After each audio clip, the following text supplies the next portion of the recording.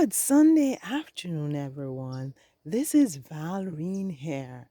Now I'm in my garden and on and off I've been harvesting seeds today. Now, right now, I'm about ready to harvest some poppy seeds, and I just thought I would show you how I know that the poppy seeds are ready to be harvested. Okay, so you see the seed pod right here?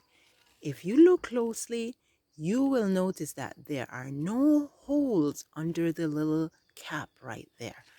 If you look at this one, you will notice that there are holes under the cap.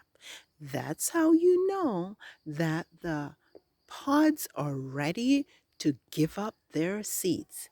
Let's get two of them together that are pretty close so you can see the difference. Check this out. You see the holes under there? Do you see this one here? There are no holes. So it's not ready to be harvested. Okay, so that's how you know that your poppy seeds are ready to be harvested. Just look for those little holes under the cap.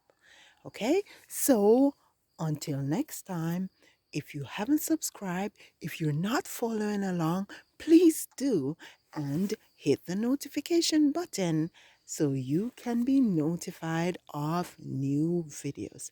Thanks again so much for watching my channel, for subscribing, and until next time, you take care now.